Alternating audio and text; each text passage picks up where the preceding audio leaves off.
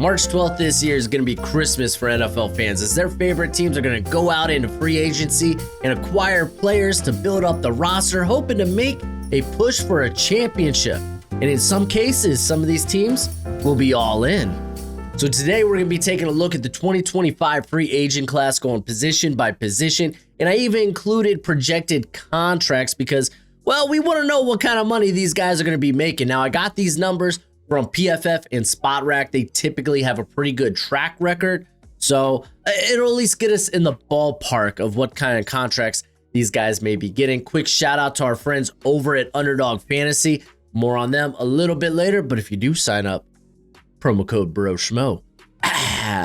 Let's talk quarterbacks. So Sam Darnold, without a shadow of a doubt, is your top quarterback in this class. He just is. Projected contract, 3 years, $124 million. There might be a case for the Vikings to franchise tag him if they feel like, hey, JJ, he's coming off the knee injury. Let's give him some more time to develop. I think there is a good chance Sam Darnold ends up with the Vikings once again. But if not, there's a variety of different landing spots he can go, because we are looking at a quarterback class that's kind of mid for the NFL draft. So Sam Darnold, I feel like, is going to be in really high demand. And then there's the Steeler quarterbacks, right? You got Justin Fields, you got Russell Wilson, Mr. Unlimited. I think Mr. Unlimited is going to be heading to Vegas to meet up with Pete Carroll, because the Raiders, and I'll make a video later on about where I think these guys might end up. But like an early prediction I have, and oh man, this feels just like when Derrick Henry was a free agent last year. I was like, oh, he's a Raven. 100%, he's a Baltimore Raven. Ends up being a Baltimore Raven. But with Russell Wilson, you get he's the perfect type of quarterback for the Raiders. They're picking at 6. They're likely not going to get one of the top 2 quarterbacks in this draft class without trading up. And you want to trade up in a questionable quarterback class. No, let's just kick the can down the road, develop the roster, and then hope to get one in 2026 or 2027. So I think Russell Wilson could end up being a Las Vegas Raider. Currently his projected contract's 2 years, $70 million, which I'm like, oh, that's kind of high, but I bet you're going to throw a lot of those guarantees in the first year because you probably want to move on from Russell Wilson after a year. Fields, though, is going to be an interesting case. He could end up heading back to the Steelers at a reasonable cost, about $10 million for like a 1 year. Hey, send it. You sat behind Russell Wilson for a year, so let's see what you learn. Are you better than what we saw in the first 3 or 4 games of the season when Russ was hurt? They could go that route. To be fair, honestly, with the Steelers, this whole year should have been a trial, a test, a way to evaluate what you have in Justin Fields. I don't know why you trade for him, because you get him cheap, but now you're going to have to bring him back. And 1 year, $10 million, that's not terrible especially for a starting quarterback. But you don't know if he's a starting quarterback in the NFL. That's the problem. I think the last guy on here who legitimately has a chance to start is Daniel Jones. 1 year, $8.5 million. That's not bad for a trial run of Danny Dimes. Maybe it's like, hey, he just needed to change his scenery, and we're not in the position to go draft a quarterback right now. So maybe we could send it with a Danny Dimes. Again, that's kind of like, I think Danny Dimes ends up being more of either a high-end backup or someone who can compete with a kind of a bridge starter, kind of like what you saw with Aiden O'Connell and Gardner Minshew this past season. But after that, we're not talking about like starting quarterbacks, or at least hopeful starting quarterbacks. It's just a bunch of backups. We got Jameis Winston. Currently, he's the projected average for him is about $6 million a year. Jacoby Brissett, I think, is just always great value. He's a solid backup quarterback. Nothing spectacular, but he can get you a couple of wins. 1 year, $3 million. I like that. Someone might take a shot on Mac Jones. Didn't look great at the end of the year for the Jags, but it wasn't terrible. It wasn't awful. He's young enough to where it's like maybe you bring him in and give him a shot. You got these old heads like Joe Flacco, Andy Dalton. That's your standard backup money for these old guys. I feel like Flacco's done though. Flacco's never done, man. Never done, I guess. A couple of the other quarterbacks in here, again, nothing too notable to talk about. You got Drew Lock, I think, is a very capable backup. Mason Rudolph, you could probably put in the same bucket there. Your Cooper Rushes, Marcus Mariotas, Carson Wentz, misspelled his name because, I'm not perfect. Tyler Huntley, didn't look great for the Dolphins. Maybe been just not the right system for him. Jarrett Stidham. You also got Zach Wilson. Didn't include him here, but I mean, we're really just talking about I think these are the quarterbacks here to talk about from this free agent class. If you don't know, now you know. Underdog Fantasy is the best place to play fantasy sports. I know that the football season's about to end, but we're knee deep into the basketball season. If you love player props, then check out the pick'ems for Underdog Fantasy. You can go higher or lower on player stats. It's just a fun way to play. But when you sign up using promo code BROSHMO, they will match your first deposit up to $1,000 reduce. But as always, play responsibly and play within your means. Let's move on to the running backs. It's not a great running back class, and I think the first, it's solid, it's fine. But I think that's kind of what hurts this running back class is the running back class for the draft is so nuts. It's a really good running back class in the NFL draft. So some of the you could live with the free agent running back class not being stellar. But let's first talk about Jordan Mason, because you're going to see some of these asterisks next to these guys. This means he's a restricted free agent. So a team can make an offer to him, but the 49ers can then match that offer. That's why I don't really have a projected contract for him. Because again, it depends on what team values him and wants to throw down an offer. And I mean, with it being the running back position, how lucrative would that offer be? There will be also cases where you see down here for Chris Rodriguez Jr., you see 2 asterisks. That means they're an exclusive rights free agent. And essentially that just means they're less than 3 years in the league. Their contract is up. So the team that they're currently a part of, they could give them a minimum contract and call it a day. That's it. If they choose not to sign, then they become a unrestricted free agent. So, I mean, these guys are more than likely to be signed because you get them for cheap. But I thought I might note a few of them in this video. Anywho, Najee Harris is kind of the guy in the free agent class, in my opinion. I feel like the Steelers bring him back, but is he too pricey at that standpoint? At that juncture? 3 years, 34.5 million. It's going to be an interesting question the Steelers are going to have to ask, or are they oh, screw it. We're just going to go ahead and draft a running back? Because, I mean, their other backup there in Jaylen Warren, he is a free agent as well. Currently projected contract is only a 1-year deal for $7 million, but still $7 million. That's not bad to spend on a running back right there. So I'm kind of down. I'm kind of down with either bringing. I think they bring one of those two back, but I kind of lean that they just pay Najee. Feel like they really like Najee in there. But then I have Aaron Jones here at number 3. He's kind of just I think at this juncture, never really a bell cow, but someone that could impact both the run and passing game.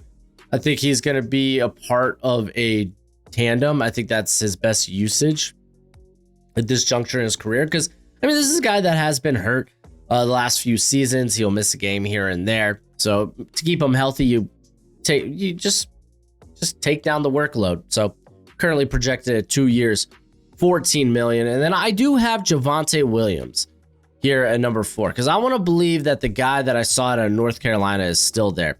To be fair, the guy that we saw in his rookie year, that he's still there. Keep in mind, man, he had a really nasty knee injury and hasn't really looked the same since coming back. I mean, I think there were some glimpses this season. So I rank him here at 4 because he's still young and you want to take a shot hoping that he could return to being that guy maybe. But 3 years, $20 million might be a bit high for me to take a shot on if he is that guy. I mean, it's not a bad contract if you're a team like, I think Dallas, even the Raiders, like your backfield leaves a bit to be desired. I don't mind bringing him in at this cost. Hopefully you front load the deal. That way maybe you could cut him after a year or two, but I would also pair up signing him with drafting a running back somewhere in this upcoming class. J.K. Dobbins, man, looked great when healthy. Did miss a little bit of time. I think, was it a hamstring injury? I can't remember off the top of my head. You are going to know it. I have these little red flags if they had like an injury. Like Nick Chubb, he had the broken foot to end the year. Of course, he has prior knee injuries, but I mean, for 1 year, $3 million of Nick Chubb, just taking a shot on it, I don't mind that. But J.K. Dobbins, like 2 years, $4 million a piece. That's not bad. It wouldn't surprise me if the Chargers bring him back. They really want. Then I have Kareem Hunt here because he's kind of a jack of all trades committee back at this juncture. You could get him at a reasonably cheap cost. Then you have guys like Jalen Warren and Rico Dowdle. And I mean, I guess even in this case, Ty Johnson. So let's scroll down. Ty Johnson. Because you could get these guys relatively cheap, especially Ty Johnson, who they've always kind of been backups, rotation backs, if you will, and never the star of the ball. Like even Rico Dowdle started the year like not getting a bunch of the workload, and then he did during the second half of the season. He looked pretty solid. Like I think taking shots on these guys aren't a bad idea. Just even adding them to your running back room, I think it's pretty solid. Past that, you got guys like Khalil Herbert, who I liked coming out of the draft. We saw some promise from him in Chicago, but ultimately got worked out of the rotation there. Elijah Mitchell, he honestly, if not for injuries, he would be one of the better backups. He's coming off a hamstring, season-ended hamstring injury. So, he would be one of I think he'd be a top 40 back. I was gonna say top 32, but I don't know. I think there's some better stars out there. But if not for injuries, I think he'd be that good, man. Amir Abdullah looked pretty solid to end the year for the Raiders. Kenneth Gainwell has always kind of been that like scat back, rotation back. And he's done pretty solid in that role. You got guys like Jeremy Nichols and Alexander Madison, who they don't inspire a lot of confidence, but I think they're good guys to have in your committee. AJ Dillon, excuse me. You also got Jeff Wilson, Ezekiel Elliott, Patrick Taylor was like the last name I felt like I probably should include. But yeah, I mean, it's not a great class. It's really Najee and Aaron Jones and then question mark, question mark, question mark, question mark.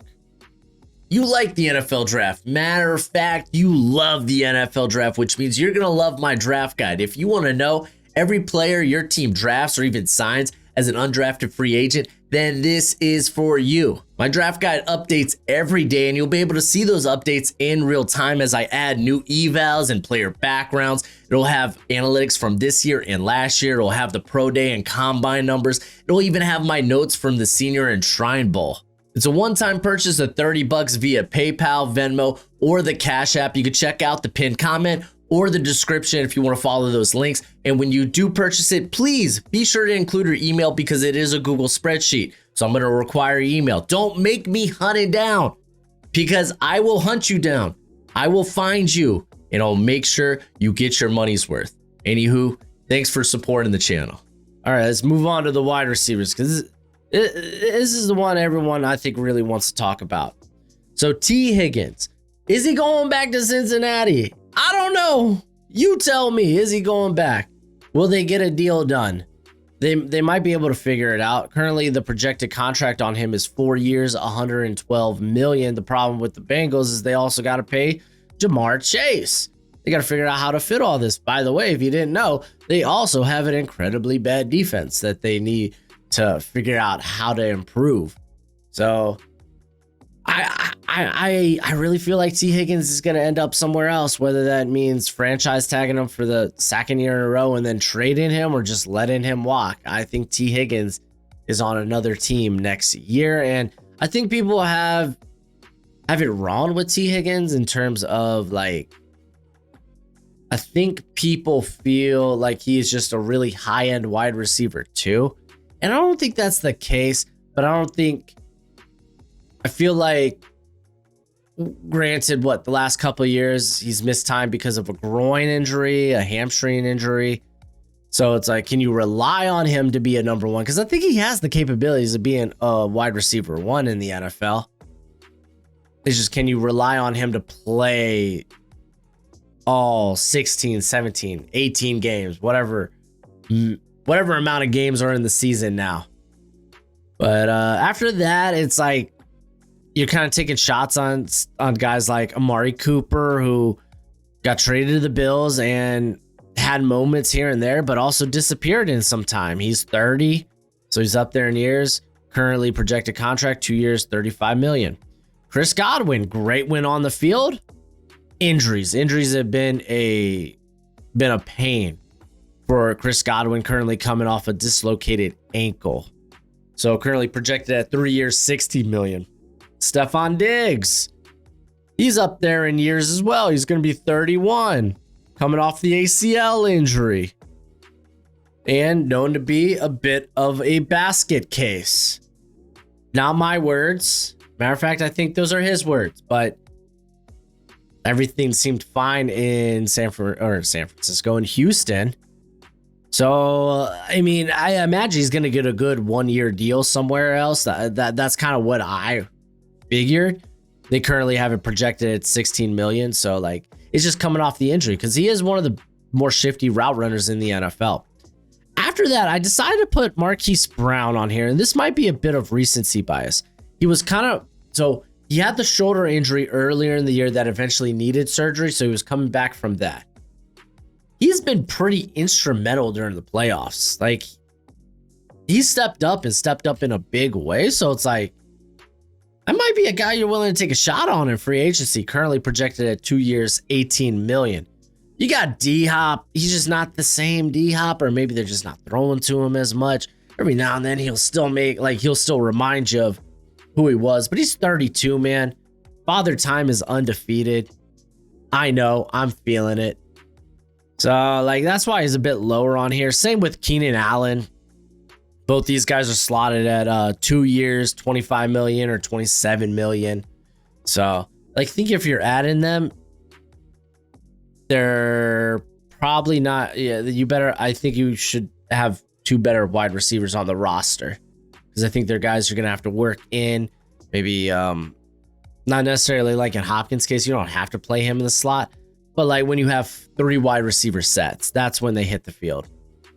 And then behind them, I have some younger cats here, like Josh Palmer. I believe in Josh Palmer. I think he could be a very good wide receiver 3 in the NFL.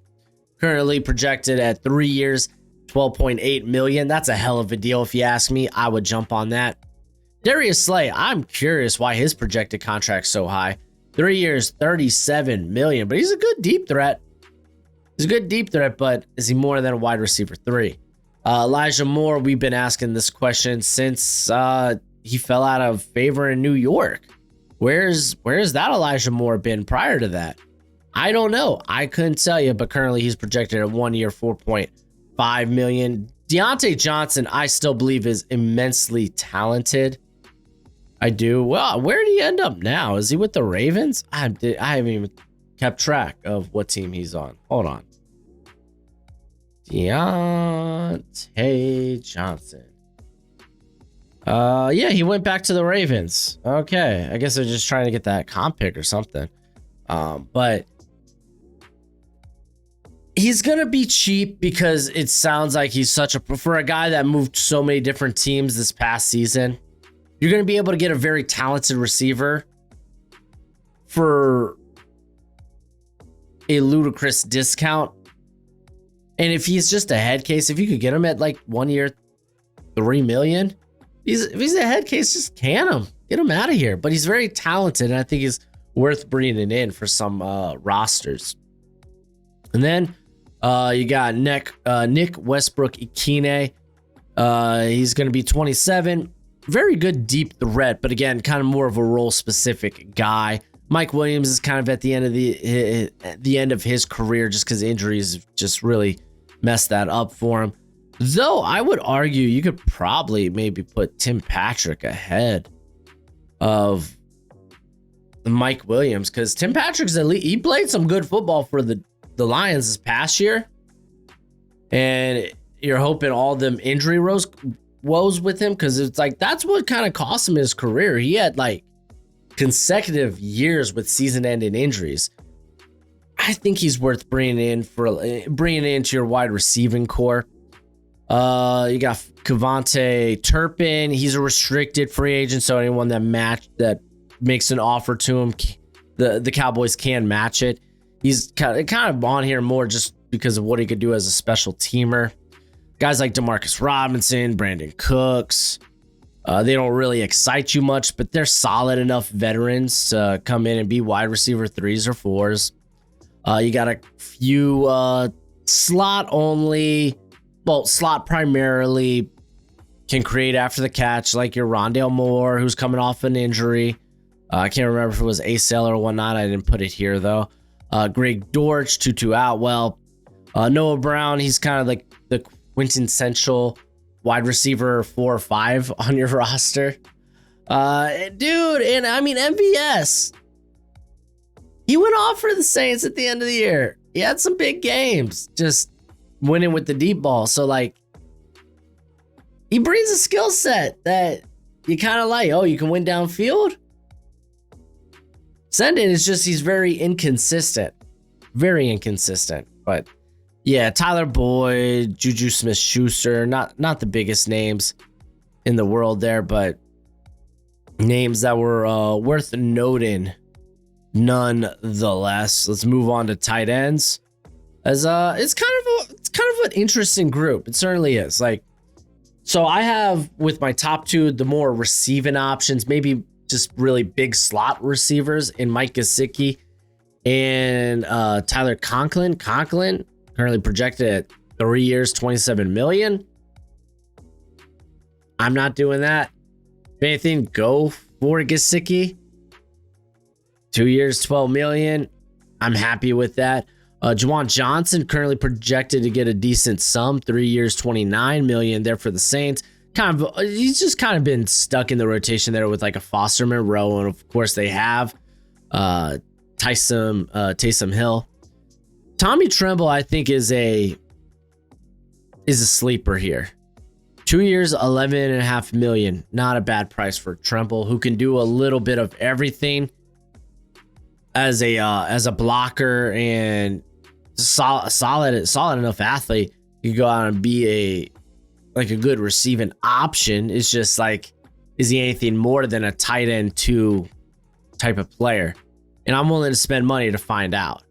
Harrison Bryant, he's a guy that I've just had a soft spot in, dating back to his time with the Browns. He's young. He's 26, 1 year, $3.5 million.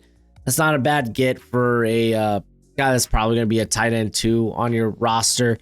Zach Ertz, he's 34. There's only so high I can put him on this list. Like, how much do you really buy into the 34-year-old being able to still sling? I mean, he'll probably still catch a few touchdowns. Then you have Kylan Granson. He's more of a big slot. Austin Hooper, pretty solid tight end 2. Mo Alley Cox is kind of that tight end 2, tight end 3 type. And again, really no big names to note here. John Mundon. You got Pharaoh Brown, Jordan Atkins. I feel like Atkins, didn't he actually get extended, or am I mistaken? His contract. Thought he might have got an extension. I thought wrong. Maybe I'm probably thinking of someone else. Luke Farrell and then Nick Vannett. So it's an interesting tight end class, but I think like Tommy Tremble here, I think low key could end up being a big signing if you can unlock him. Let's go to the offensive line because honestly, it's a pretty solid offensive line free agent class. Starting with tackle, you got Ronnie Stanley being the who I think is the best in this class, but Alaric Jackson, he's young, he's promising. I'm kind of down with that. I think ultimately the Rams bring him back, but it's going to be hefty. 4 years, $58 million. Honestly, not bad for a starting left tackle though. Not bad money. Ryan Stanley is currently projected at 2 years, $40 million. And then you have Cam Robinson, who is just a solid tackle in the NFL. Just straight up solid. Did a fine job filling in for Christian Darrisaw. He's projected right now, Robinson projected to get 3 years, $56 million. And then you got Tyron Smith, 34, coming off the neck injury. Does he still got it in him? Maybe for like 8 games. So, I mean, I feel like I have him higher on this list than I should. But I still believe in his ability to come in and maybe play well for half a season. And I think that's valuable, especially with injuries. Am I saying he should be your starter? Probably. But you have a plan behind him, kind of like the Dolphins. They had Patrick Paul there. Because you can't rely on Terry and Armstead to stay healthy. They also had Kendall Lamb there, who's been a solid backup the last few years for the Dolphins. So that's kind of I just bring that up. Again, I'm just kind of talking here at this point. Tyron Smith isn't a guy that I probably have a lot of faith in to stay healthy. Dan Moore probably had his best season of the year last year. Never been a big Dan Moore fan, but currently projected at 3 years, $40 million. You got Jedrick Wills, which things just kind of fell apart there in Cleveland for him. Looks like you could probably get him at a really good deal. He is coming off the injury, a knee injury, that is. Justin Skull, dude, I'm shocked, man. Like I thought he could probably get a decent contract, not like anything like drop your jaw, but like maybe like a 2 years, 15-20 million. But I mean, apparently you get him cheaper than that, man. 1 year, 2.9 million. I thought he did a good job filling in for I think it was Tristan Wirfs that went down early in the year. And then you got some old heads here: Morgan Moses, Cornelius Lucas, Kendall Lamb, that just can get the job done. DJ Humphries, I think he went down with injury during the playoffs for the Chiefs, but he's trying to make this comeback. So another old head here. You could also say the same about like a Trent Brown, who is also coming off a patellar tendon injury.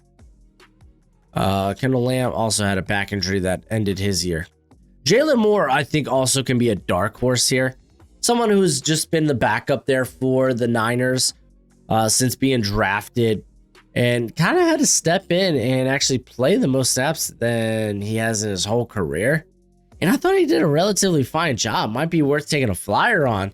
See if he can be a tackle of the future for you. Then you got guys like Joseph Noteboom, Josh Jones, Larry Borum, kind of big nothing burgers, more depth, in some cases developmental options. But the guard class is stacked. It's stacked, y'all. It's stacked. There's so many. Trey Smith is gonna get a bag. I feel like he's going to get more than that. I think he might get 5 years north of 100 million. But currently he's projected at 4 years, 82 million. Dude's phenomenal. I think some landing spots for him are obviously Chicago, but I think a sneaky one could be Tennessee. Then I got Mekhi Becton at number 2. And really, in all honesty, he's here over some of the other guys because they struggle with staying healthy or they are currently banged up right now. But Becton's play has been really, really good. If honestly, that's what he's projected at 3 years, 27 million. I think the Eagles jump on that. That's a good deal for Mekhi Becton, the way he's been playing at guard for y'all. So I like that. You got guys like Will Fries coming off broken leg, essentially fractured tibia. And then James Daniels, who's coming off an Achilles tear. But I think both these players were having really good seasons prior to their injuries. And I mean, at least that's expressed in like Will Fries' 4 years, 57 million. But if you could bring back James Daniels, I know James Daniels had injury woes in the past, but like 2 years, 15 million is hella cheap for, I think, a top 15 guard when healthy. Tevin Jenkins, again, health kind of plays into this. This man's missing games here and there, but there's no denying how good he's been on the field. I would say for the Bears, I think he's been pretty darn solid. 3 years, 40 million is current projected contract. Kevin Zeitler, you gotta imagine maybe he runs it back with the Lions, right? But then again, with the mass exodus of the coaching staff to other places, maybe that opens the door for him to go to, I don't know, Kansas City. That would be wild. But you get what I'm saying. It opens the door for him to reevaluate what he wants. And then Zach Martin, he's up there in years. He's going to be 34. But then again, Kevin Zeitler's 35. I mean, both these guys are grabbing, honestly, not bad money for a 1-year starter. Patrick McCarry, currently projected at 3 years, 20.6 million. I think he's a fine option with good versatility. We have Will Hernandez coming off, what is it, a knee injury. I think he only played about 200 snaps this year, but he last few years, he's been a part of that overachieving offensive line for the Eagles. So 2 years, 9.5 million is not a bad option. And then, of course, Aaron Banks. I'm not the biggest Aaron Banks fan. I think they can move on from him. But currently, he's projected at 3 years, 25.5 million. Brock Huffman is an interesting thought here. He had to play center and guard this year because of injury for the Cowboys. He's young, but he is also a exclusive rights free agent. So I imagine the Cowboys aren't going to be stingy. They'll give him that veteran minimum. You got Dalton Risner, didn't really play at all this year, I think. You got Dylan Radins, who I think you got to decide, is he a guard or is he a tackle? Jordan Meredith, he's also an exclusive rights free agent, but he's been playing really good football as kind of a swing tackle and fringe starter for the Raiders. Then you have some young guys like Nate Herbig, Sue Opeta, who's coming off is it Achilles or ACL? ACL injury. Brandon Sheriff, he's not quite washed yet, but he's certainly trended in that direction, if you ask me. Robert Jones, I'm a big fan of as a potential high-end backup.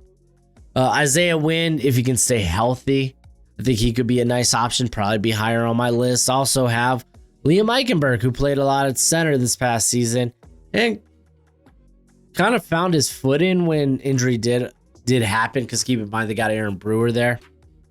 But then you got some old heads, Matt Pryor, Lucas Patrick, Lincoln Tomlinson, Joe Feliciano. I'm a big Ben Breedson denier, dude. I don't think he's that good. But I mean, you got to be good to play in the NFL. But I just don't think he's NFL good. I just don't. The center class is a little interesting. You got Drew Dahlman, who's been a very good, I believe, run defender, right?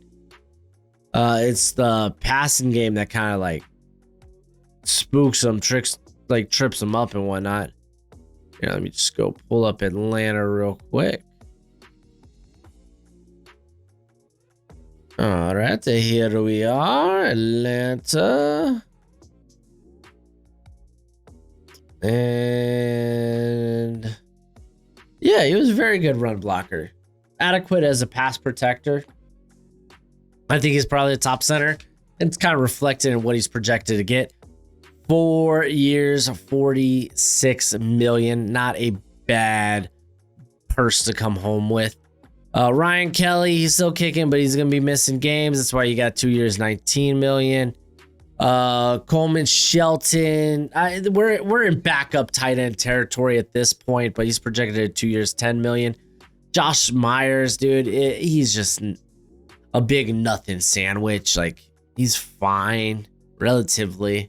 But let's switch gears to the defense, starting with the edge position. And my top edge rusher is Josh Sweat. Currently, the projected contract for him is 3 years, $54 million, which I think is pretty fair. That's in line with most high-end edge twos around the league. If you look at like an Alex Highsmith, I think he's in that category. And hey, that's still a very valuable player to have on your roster. And then after him, it's Khalil Mack, who's getting up there in years, man.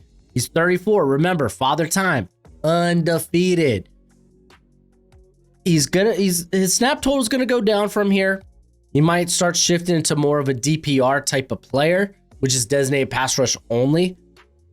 But I mean, that's a-okay, man. If he could still produce the way he's been producing, like last season, 52 pressures, 9 sacks, I'm kind of okay with it.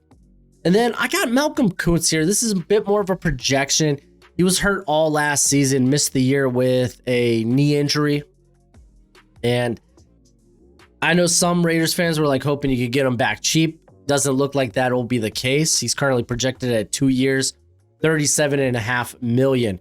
Chase Young, kind of coming off a career year. Still, I think you're still looking at a guy you're kind of hoping to be a high-end edge too, but currently projected contract 2 years, $35 million. But the cool thing about Young and Koonce is that they're stupid young.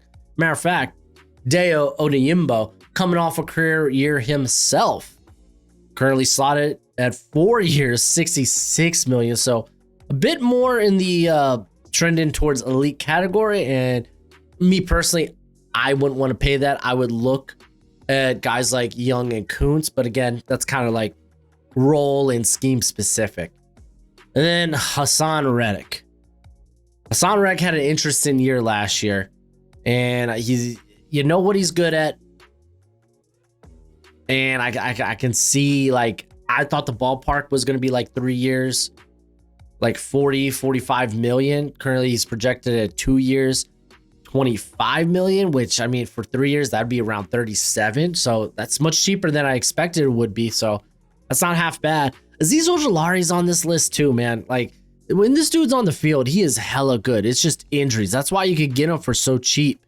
1 year, $5 million. This past year was a toe injury. Why he like missed some time. Then you got some old heads who are honestly, they're still pretty darn solid, but at this juncture in their career, like, I don't think you should expect many snaps out of them. And that's Matt Judon, DeMarcus Lawrence, both are 32. And then we get into like these guys that are going to be a part of the rotation. Darrell Taylor, I thought, had a very fine year for the Bears. You could get him for stupid cheap to be that third edge rusher on the roster. Dennis Gardeck had a pretty fun year until the injury. What was it? A torn ACL. Woof. So he should be good to go by training camp, though. Uche, I love Josh Uche. Unfortunately, just didn't really work out with the Chiefs. He looks like a very, very role-specific guy. So if you're looking for him to be a part of that edge rush rotation, I think that's fine. You could probably get it for cheap. Baron Brown is kind of in the same boat there. Charles Omenihu is just a guy that you need to get on the field. Injuries have kind of played a role in that. Speaking of injuries, Marcus Davenport. This man just keeps getting season-ending injury after season-ending injury. This year it was an elbow that cost him for the Lions. I imagine he gets another 1 year deal somewhere because when healthy, he is hella effective.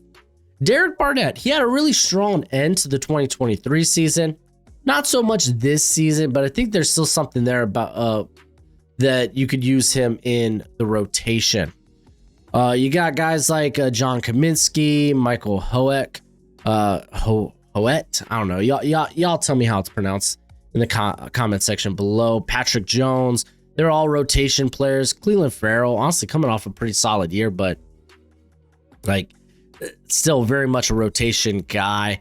Guys like you got Chauncey Golston, Joe Tryon, a young guy that just never really met his potential. You could say the same about Joseph Osai. And then I'm pretty sold on Brandon Graham retiring after this season. We'll see, but like I mean, he's 36. He's had a stellar career. Lorenzo Carter, I don't know how this guy keeps getting significant snaps in the NFL. I just don't.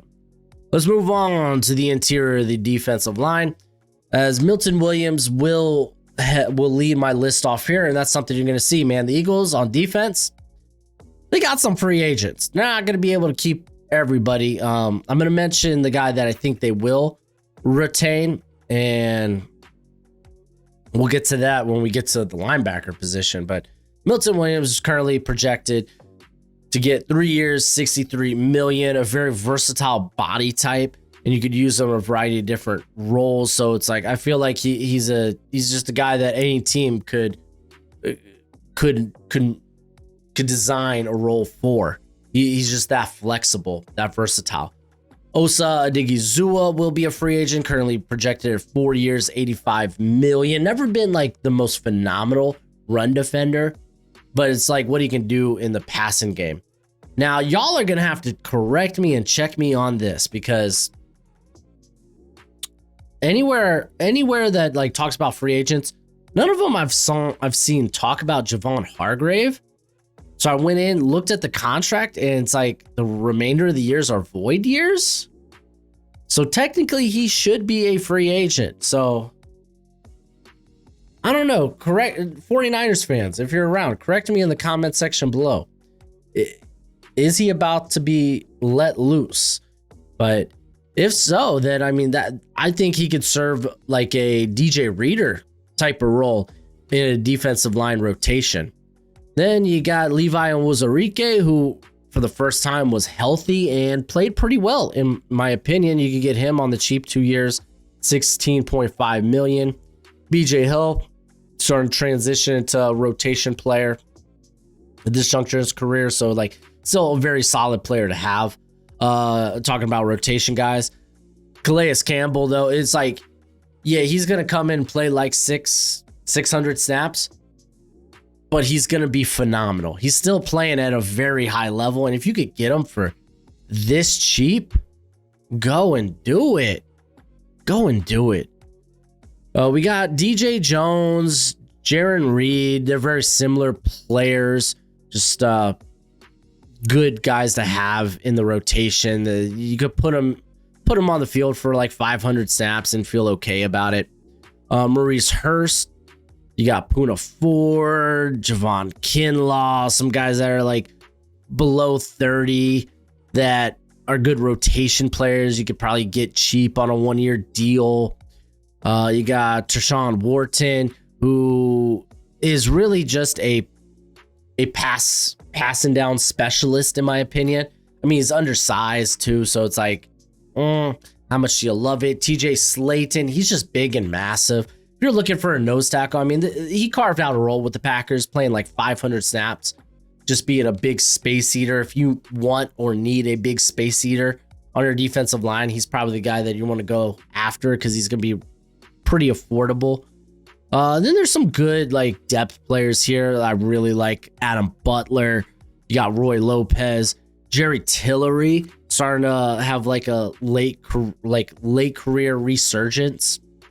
Morgan Fox, Derek Nottie, more of a run defender there. You got Tart, Fatakasi, Gaines. So again, these are all depth guys here at the back end of the list.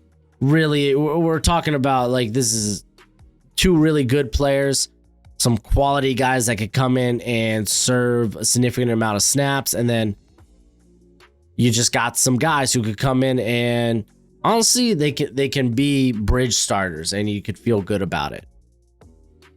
Now, let's move on to linebacker, because this is where I think the Eagles re-sign Zach Bond. And I think it's going to be in Bond's best interest to re-sign, because this was someone who just, with the Saints, things just never meshed. He goes to the Eagles and suddenly becomes an all-pro caliber player.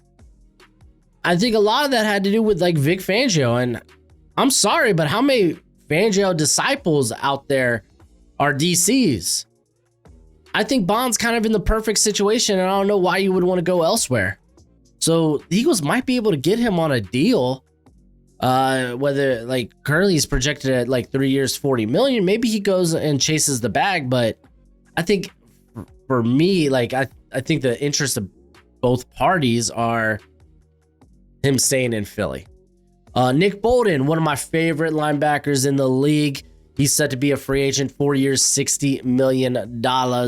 He's a hella solid. You got Ernest Jones, who's honestly a pretty solid like run stuffer, will fly all over the place. 3 years, $36 million. I think rumor is Seahawks plan on re-signing him anyway, so probably won't be available on the market. Drake Greenlaw, I mean, he was coming off the Achilles injury that he had in the Super Bowl back at the beginning of 2024. He played a little bit at the end of this past season. He could probably, if you're the Niners, you probably want to get him back, and you could probably get him back cheap. Currently, the projected contract on him is 1 year, $60 million, or $6 million, excuse me. Can you imagine 1 year, $60 million for a linebacker? Jamin Sherwood is someone I'm very intrigued with. So when injuries arose for the Jets at the linebacker position, he stepped in and looked hella good.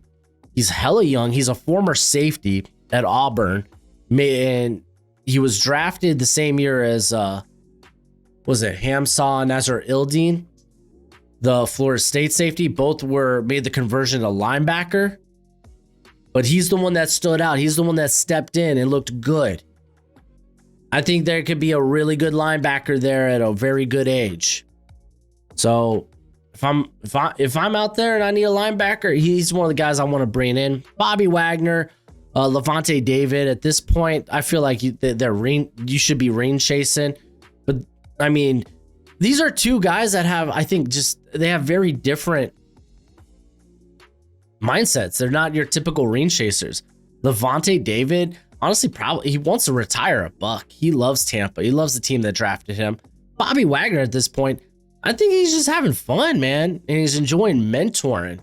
So like they have different goals than your typical like old heads, you know.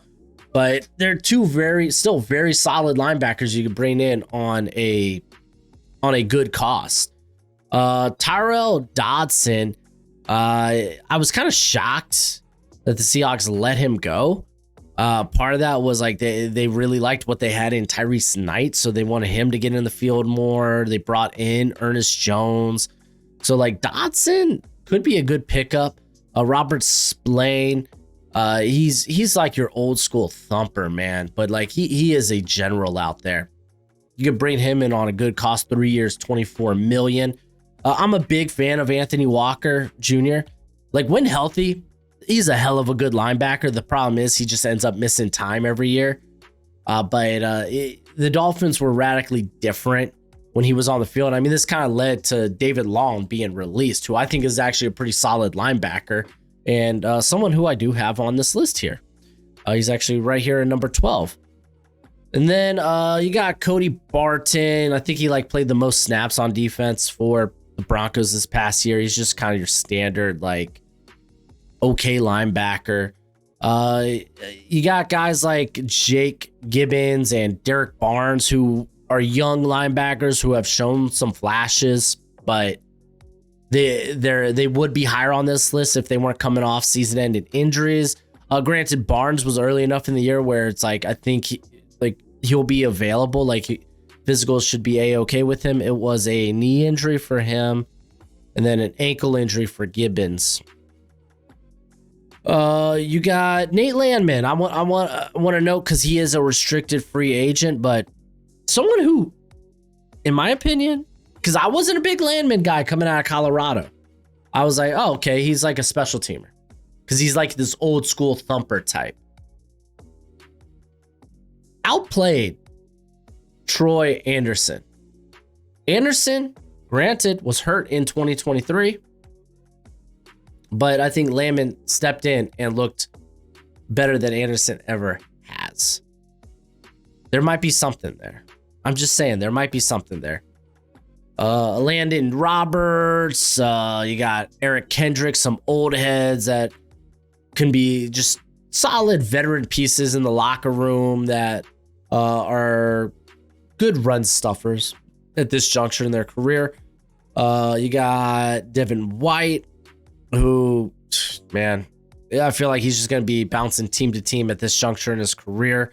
Willie Gay, who was a surprise signing by the Saints last year, but didn't really get on the field a ton. Really good athlete, though. So, like, and he brings a versatile skill set, whether it's as a pass rusher or in coverage. Jerome Baker, he's a very, like, fine depth. You could say that, you could basically say that for the rest of the guys on the list here, like EJ Speed from the Colts, Kazir White from the Cardinals, Shaq Thompson's coming off the injury. I feel like he's probably cooked, unfortunately. I got Devondre Campbell here, which, I mean, he kind of quit on the Niners at the end of the year, so don't know what locker room's going to want to have him there, but like there's some interesting names here at linebacker, certainly. So like the linebacker free agent class, not all that bad, especially if you're looking for some veteran leadership. If you don't know, now you know. Underdog Fantasy is the best place to play fantasy sports. I know that the football season's about to end, but we're knee deep into the basketball season. If you love player props, then check out the pick'ems for Underdog Fantasy. You can go higher or lower on player stats. It's just a fun way to play. But when you sign up using promo code BROSHMO, they will match your first deposit up to $1,000 reduce. But as always, play responsibly and play within your means. Let's go to the corner position. Because two of my favorite corners in the league are now going to be free agents. Charvarius Ward, who I think is one of the most underrated corners in the league, coming off a year where it was easy to forget about him because he didn't play a lot because he was dealing with personal tragedy where he lost a child this last year. And it's like, as a father of three, dude, that breaks my heart. And from the sounds of it, again, this is what I read, doesn't necessarily be true. Go ahead, fact check me, but it sounds like he just he wants to move on from San Francisco just because it's like, for him, it's just too much heartache there. So it's like, that's understandable. As a father, I get that. Again, it's just something I read. You're going to have to go and verify it yourself. I'm just putting it out there. But he is, to me, I still think there's a lot of game left in this dude. So like, I would be jumping to sign him. DJ Reed, I think he's one of the best corner twos in the NFL. Like going back to his time with San Fran or Seattle, like he ended up making the move here to the Jets, and he's just been hella good, hella solid. That's why these two guys are 1 and 2 on my list. I think you're getting either a great corner 1 or a great corner 2. One of the two. Then Nate Hobbs, man, I'm shocked at this projected contract. He's 25. He's a hell of a good player that can play inside and out. That just blows my mind that his projected contract would be that low. And maybe it changes, but like on Spot Rack, but like if you're the Raiders, get him back. You can get him back for cheap. But I mean, honestly, if you're any team that's like, we could use like more depth at the corner position, because the corner position it's volatile. I always talk about this when doing mock drafts. It's like, listen, corner, volatile position. You want depth, you want talent, you want competition. Nate Hobbs would bring that. Rasul Douglas still playing really good football. I think he's a solid corner 2 right now in the NFL. If you just don't have that entrenched yet, you could get him at 2 years, $26.5 million potentially. Stephon Gilmore. Guys, I've said it multiple times. Father time's undefeated. Unless you're freaking Stephon Gilmore, because you're still playing really good football. At this point, he's just a mercenary. Just a mercenary. And I love it. I love it, man. I can't wait to see where he goes in free agency. Carlton Davis. He's coming off the fractured jaw, broken jaw, but he should be good. He should be fine. 3 years, $42 million for a corner who's, golly, he is one of the most extreme corners. I'll just say that. And by extreme, I mean he's either really good, really bad, or really hurt. He is such a roller coaster in that regard. But like, honestly, there's worse corners you can have. If you have him in your room, you probably feel good. You got Byron Murphy, who he's very likely to return to the Vikings, but it's going to come at a pretty hefty cost if this projection ends up being true. 3 years, $52 million. And then Mike Hilton, still playing good from the slot. You got to imagine, though, that play will start to go down. So you're probably looking for a front-loaded contract with him and hoping to have that next guy in place. But he's still playing good football as far as I'm concerned right now. Then we got some interesting options at the corner position, like some guys that you might be willing to take shots on. You got Christian Fulton, Mike Jackson, Asante Samuel Jr., Brandon Joseph. These are the three I really wanted to four, excuse me, that I really wanted to kind of go over, because Fulton had a really big bounce back year. And then eventually, because of injury, kind of saw Cam Hart come and step into the lineup and kind of take that starting position. But he was playing really good football. And if that's his projection, 2 years, $6.8 million, I get it. He's had injury woes in the past. Not a bad guy to have as depth, as your corner three. Mike Jackson.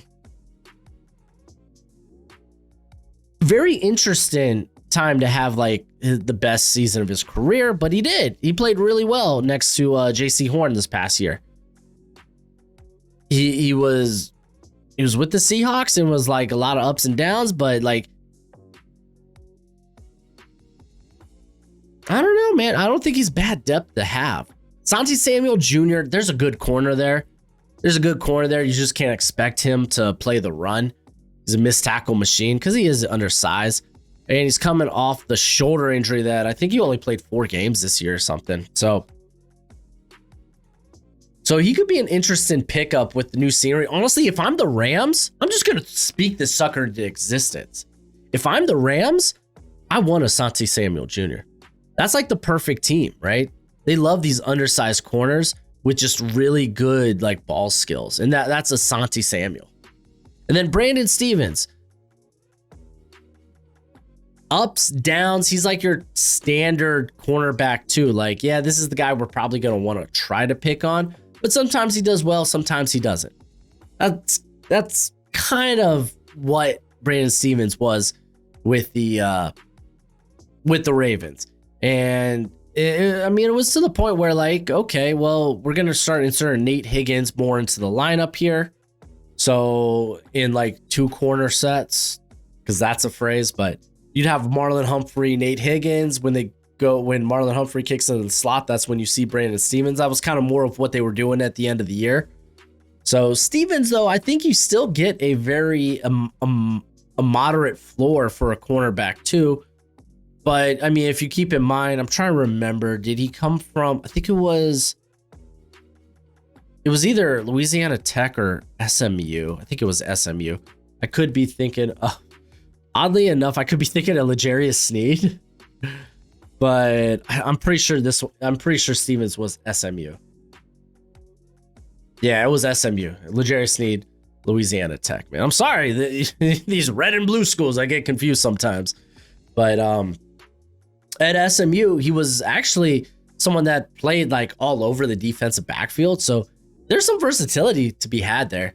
So I think these are 4 very interesting options if you're looking for more depth and competition in general at the corner position.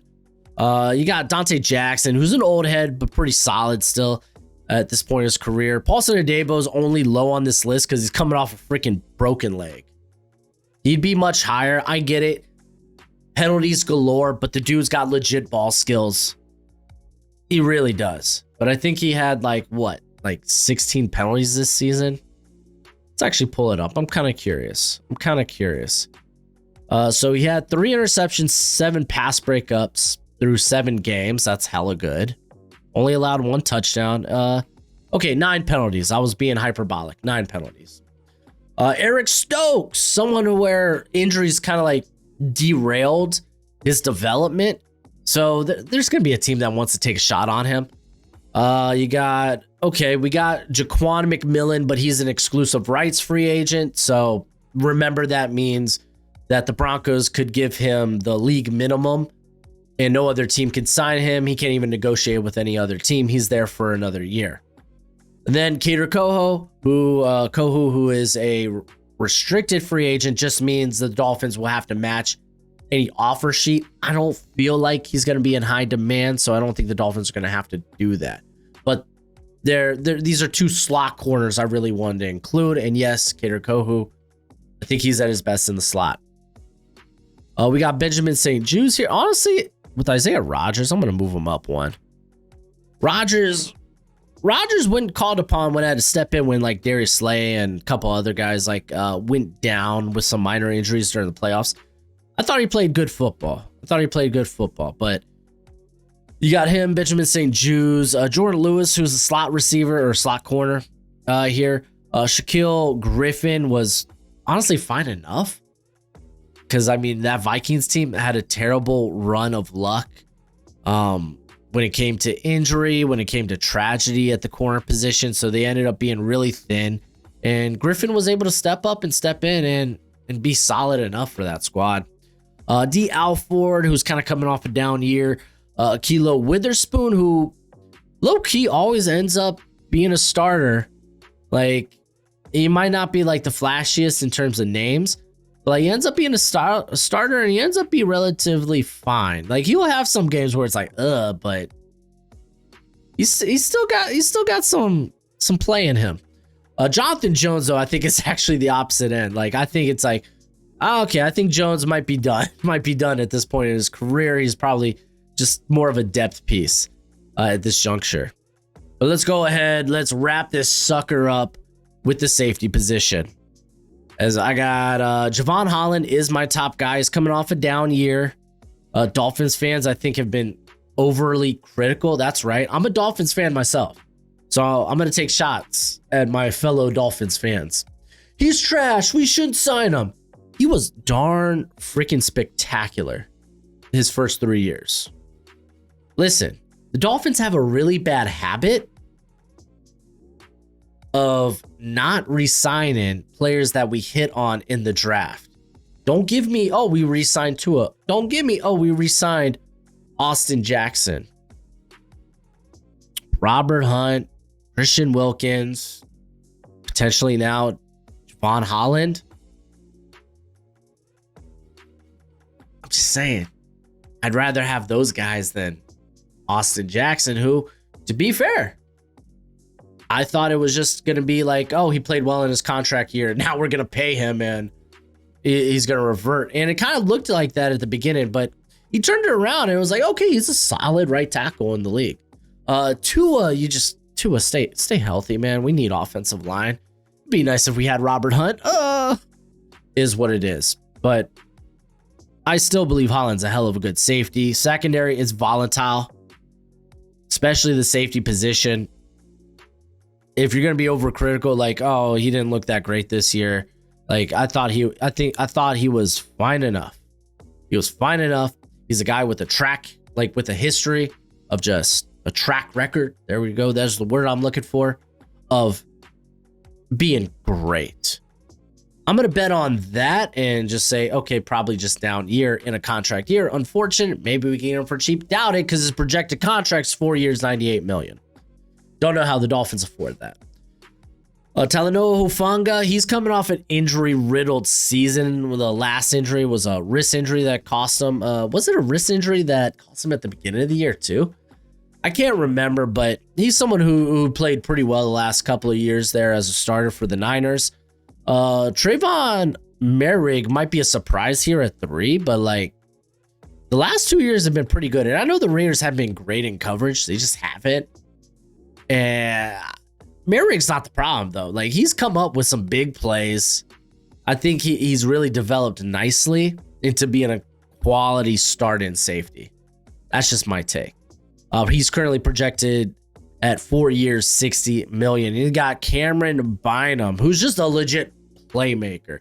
I think he's better suited for like a split high box safety role, because he's at his best with his eyes on the quarterback, where he can make a play on the ball. Very good safety though. He's currently projected at 3 years, $42.8 million. Then you have Justin Reed, who's playing good football this year, man. Always does. And he plays with a hard-hitting style. He's currently projected at 3 years, 46.5 million. I believe he will be a free agent with just the Chiefs. They've tried to reload. They've kind of prepared as they got guys like, who was the Washington State safety that they just drafted this past year in the 4th round? But they have Byron Cook there. Or is it Brian Cook? Former Cincinnati Bearcat Cook. Yeah, he played fine. He had a solid year. Jaden Hicks, there we go. Yes, that's what I wanted to know. So they've kind of prepared to move on from Reed. You got Jeremy Chin here. Looked really good with the Commanders this past year. I mean, remember the Panthers, they spent 4 years not moving this guy all over the place. Couldn't figure out what they wanted to do with him. Like, he's such a versatile piece, and he became like a jack of all trades, but master of none. And Dan Quinn really honed it in. I really hope to see Jeremy Chin back with the Commanders, but currently projected at 3 years, $22.5 million. Ardarius Washington, he is a restricted free agent. It's very likely that the Ravens, whoever brings in an offer, will meet that offer because he ain't going nowhere. He played really good this year.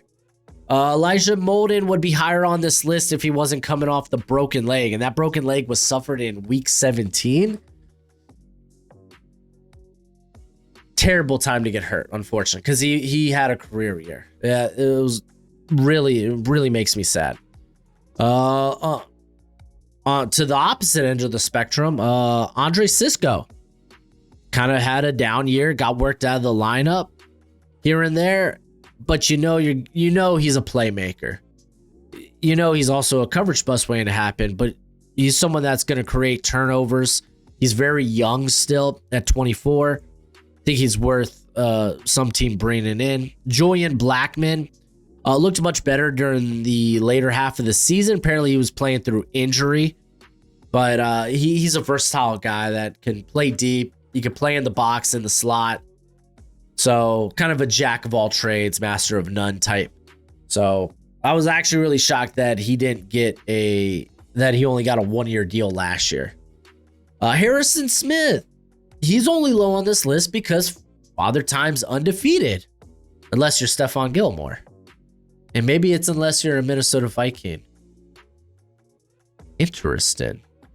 Regardless, he's still playing good football, but like you don't know when that's going to hit. So you're only going to take like a 1-year deal with him, 1-year flyer. And then I got Justin Simmons. He's coming off the down year. He's also an older safety at 31.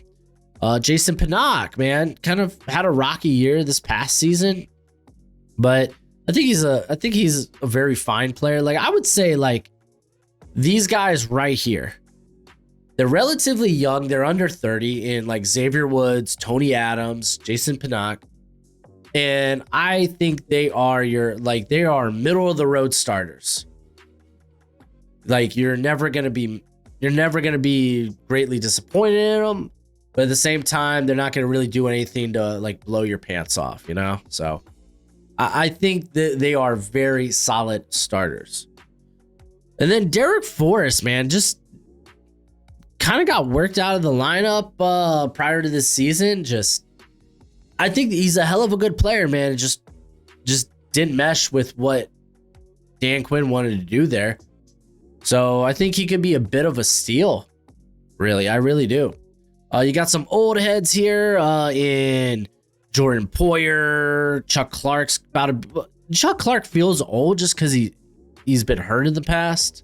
That's probably why. But Von Bell, I think they're all solid players that are very much probably more box safeties at this point in their career. You got Ifeatu Melifonwu, who I was shocked didn't get more time as a starter, but I mean, they did bring in they moved Brian Branch to play a more traditional safety role. Melifonwu was hurt. He had an ankle injury. Then he got put on IR again with an undisclosed injury. But I think there's some there. Like, at the end of 2023, man, I was like, oh, wow, this is a starting safety in the NFL. Isaiah Polamau, the Raiders safety, he stepped in after Marcus Epps got hurt. And I thought he was solid enough, man. I mean, he's definitely a depth option, but I think at 25, I'm not mad if I have him on my roster. Jordan Fuller's coming off a down year with the Panthers. I kind of hope he goes. Maybe he. Oh, you know what? Oh, dude, I'm gonna speak this into existence. Falcons. So Simmons coming off a down year. You need someone to pair up with Justin Simmons. Fuller has experience under Raheem Morris. Just saying, bring him in. Epps, he's coming off the ACL injury, and then DeMonte Kazi's more of just this rotation player at this juncture in his career. But there is your 2025 free agent class. Again, a special thanks to Underdog Fantasy. If you download the app, sign up using promo code BROSHMO. Take advantage. They will match your first deposit up to $1,000 dues. But as always, until next time, you be easy, my friends. Later. And remember, Jerry, it's time to go all in.